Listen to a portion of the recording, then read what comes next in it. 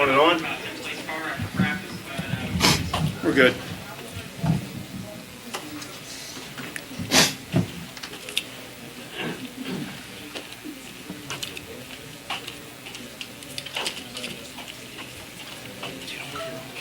Okay, well, let's roll into our post race. And our first race in the 2011 chase for the NASCAR Sprint Cup here at Chicagoland Speedway. It's the 11th annual Geico 400. And our third place finisher in today's race is Dale Earnhardt Jr. He drives the number 88 Amp Energy National Guard Chevrolet for Hendrick Motorsports.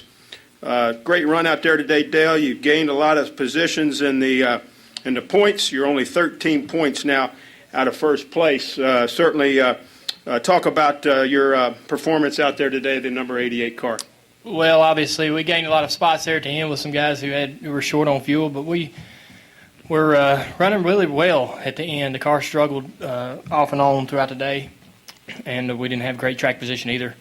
But at the end, the car was really good, and I think we were up in the top 10 there. So real happy with being able to adjust the car and improve it. That's all you can ask for as a driver, that the car gets better all day long. We also had been struggling on pit road all year, and we worked really hard. The guys worked really hard to improve, and they had an excellent day on pit road. The car drove, like I said, off and on. It was pretty decent all weekend. We tried to be really smart and utilize every minute in practice and try to really focus in practice and get everything we could out of it, and try to just be really smart, about our adjustments and what we were trying to learn from the car throughout the weekend so we could put a good car out on the starting grid today, and I think we did a good job of that. I hated how we kind of struggled in the middle part of the race, but it was a really competitive field, and it was important to try to restart on the inside, at least for most guys. A couple times we had to start on the outside and we'd lose a few spots there, but and they're so hard to get back. But real happy how it turned out. We were never worried about our fuel mileage. Steve said we're about 0.3 of a lap short before we ever took the green flag for that last run, and we were going a little faster, so we started worrying that maybe we were going to get – this was probably the worst fuel mileage we was going to have all day long. So we started backing off and saving gas with about 20 to go, and saved just enough. It started running out off of 4, and it ran to the finish line, but it wouldn't have made another lap. Okay, questions now for Dale. If you have one, go ahead. Start with Jenna. Jenna Fryer, AP. Good job, man. Go ahead. Sorry. You're fine. Dale, it's your best finish in 14 races. Is this the shot in the arm that you need? And I don't know, it seems that you flipped a switch. All of a sudden you were able to, but you made the in-race adjustments that you needed to do. I mean, have you guys kicked it into another gear? Well, I felt like that we would do well in the chase. These are good tracks for me. And the tracks where I ran poorly this year just aren't, if you look at my track record, I don't run good those tracks. And I was hoping Steve would give me a little magic to fix that, but we'll have to wait till next year to see. But I felt like we would rebound and kind of return to the form we had at the start of the year. And again, a lot of guys ran out of gas today, but we did adjust and improve the car and get fast at the end there, and drove by a bunch of guys that really weren't saving. So that felt pretty good how the car was running at the end. We'll take another one from Nate, and then we'll go hear from Kevin, too. Go ahead, Nate. Nate Ryan, USA Today. Dale, for you, does this feel a little bit like the beginning of the season again, where you guys were turning, 11th and 12th and the 6th and 7th, that you guys kind of maybe stole one a little bit and got that early season strategy magic back? And can you talk about what was it like the closing laps where you're just whizzing by guys as they're running out of fuel? Yeah, basically everybody ran out on the last lap, so I was just counting them as I went by, and I didn't know what place I was in, to be honest with you, so I didn't know where I'd finished till after Steve told me. But I just knew we were going to get a good finish if we didn't run out of fuel. I was happy where we were. I thought we had really improved throughout the day. And yeah, it felt a lot similar to how we had ran earlier in the year, where we would, we would use strategy to improve our finishing position. Let's hear now also from Kevin Harvick, our race runner-up in today's 11th annual Geico 400, and he's also our points leader. He's got a 7-point lead now over Tony Stewart. Kevin, congratulations on a super run out there today. A lot of excitement there towards the end. Just talk about your run.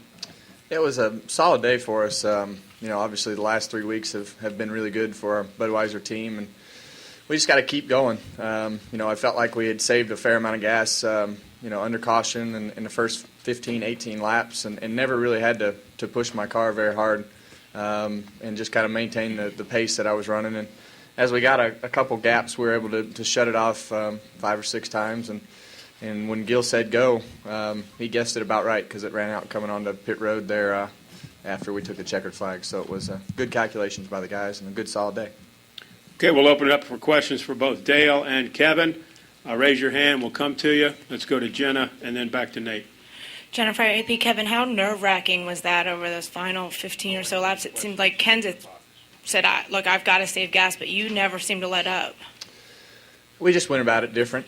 We tried to do it a different way in the run. And when he turned me loose, I was still a little bit gun shy. I should have just listened to him because, I was probably that one lap that I shut the engine off twice. Was probably the lap that I needed to catch the 14. But either way, it was still a good day, and there was no way we needed to run out of gas. So you can put yourself in such a big hole right off the bat if you're not careful here. Let's go back to Nate. Go ahead, Nate. Nate Ryan, USA Day. Chase drivers were 8 of the top 10 finishers today, and it just seemed like you guys set the tone all day long. This track has a history of sort of being fluky sometimes with like a Ruderman win last year. Did it feel today like this was, well, you guys know what I mean. Did it feel today like this was like the championship contenders came out, made a statement that, is this going to kind of be maybe where you guys are expecting it the rest of the way, that like you guys have said, it's going to take top 5s, top 10s to be in this thing? Yeah, I looked up at one point and I said, oh man, we've done pretty good today. We've come from 30th and we're running 7th. And I was behind 6 guys running in the chase. So, it's just there's a reason that those 12 guys are running where they had all year and are in the chase. And it always seems like everybody steps up this time of year, and those guys just have a little more to go after. So, I don't think that's going to be abnormal. Additional questions? Anyone else? Jenna, another one there, please. Terry? Jenna, again, you think these guys, like 17 was running well, 18 was running well, 48 was in the top 5. They run out of gas. How big of a hole are they in now? You want to, last year we lost the championship by 41 points, and we missed second by 2 points, and we came behind into the chase last year. So every point matters right now because somebody's going to put 10 weeks together and make it happen. And, if they don't, then I'll be surprised. But every point matters right now. You can lose by 1 point and give up right off the bat. You put yourself in a hole. So I don't know about the 48. He's put himself in a hole a number of times and figured out how to win it. So who knows about those guys. Over here, Terry. Raise your hand, Jeff. Jeff Gluck from SBNation.com. For both of you, were you surprised that 18 wasn't as much of a factor as people maybe would have expected here today? I really thought he ran pretty well. The one guy I thought was surprised was the 00. He was pretty good in practice, and he ran well here last year. But you just never know who's going to show up each week. And this was a unique deal with the rain delay and everything else, and kind of maybe threw a few teams a curveball that they didn't expect. But I was, like Kevin said, everybody in the top 12, man, it was so hard to pass. Everybody was so competitive and really similar.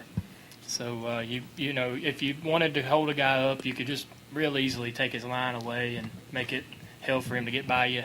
And that's what a lot of guys do. So, he just I thought the 18 ran pretty well. He might have had some struggles on pit road or something that lost him some spots. And once you lose a few, it's tough. Kevin, any comment on that?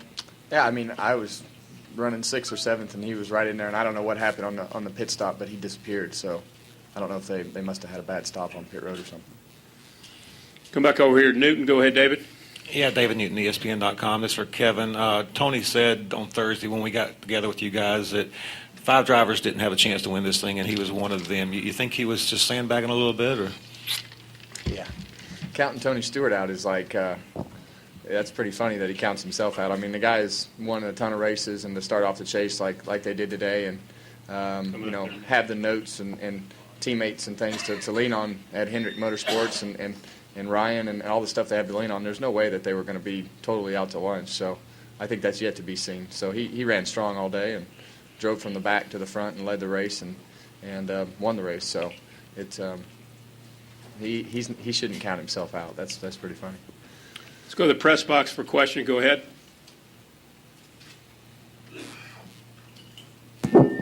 Sorry, Go ahead. Lee Spencer, Fox Sports for Kevin. What was going on pit road? And after watching the Hendrick cars out there, it looks like they picked up some on their horsepower. What can you just talk about the strength of those engines in general, please? Thank you. I didn't see any added strength on the engines, but pit road was just a bad scenario. The 22 was running up front most of the day, and the 9 was running behind me, and I was pitted in between them, and it was bad for all three of us. So there's really no way to get around it other than to try to do the best you can, and nobody ran into anybody or anybody's guys or anything like that. So you just I'm sure the other two guys were as frustrated as I was, but just a bad qualifying resulted in a bad pit selection there. Let's go to Dustin right here, and then across to Jenna. Go ahead. Dustin Long, Landmark Newspapers for both of you.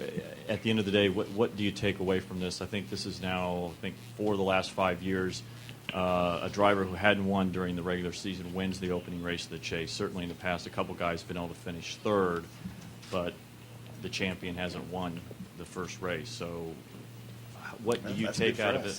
Yeah. I mean, for me, I'm just happy that we finished second. I mean, to be honest with you, I mean, it's there was still a lot of question marks for us coming into the Chase on the mile-and-a-half stuff, and the car was solid all weekend. Stats are stats, and for us, it's 1 week at a time, one lap, one practice. It's just 1 minute at a time, literally going through the motions. So if you can come out of here with the second, during the year it was all about trying to win races. Now it's about accumulating points. Yeah, same here. Just happy to run third, happy to maximize our potential today, and start thinking and working on the next one. Go to Jenna, and then we'll go to this gentleman over here. Go ahead. Kevin, did you and the 31 and the 33 have some personnel changes on pit crews this weekend? Yeah, I think there was. A lot of pit crew changes, just trying to make everybody's teams better. So I don't exactly know how it all shook out. Did it feel okay to you? Did things go okay today? Yeah, I mean, the last pit stop we gained 3 spots, so it went pretty good. Go ahead, sir. Dave Margliano from WJOL Joliet. What did the rainout do? Did it take any rubber off the track, or did you see the track staying pretty tight? We saw the color didn't really change that much. How did it affect your driving? It made my back hurt from laying on the couch too much. I know that for sure. But really, I was surprised when the race started as black as the groove was, and my car didn't really change much. Your setup didn't change at all. Thank you. Dale, any comment about the track changing from yesterday or the other day? Yeah, I didn't really notice much. I thought the track was in great shape when this race started, and all day long it was good. Any other questions? Okay, guys, good start. Talk to you soon. Thank you.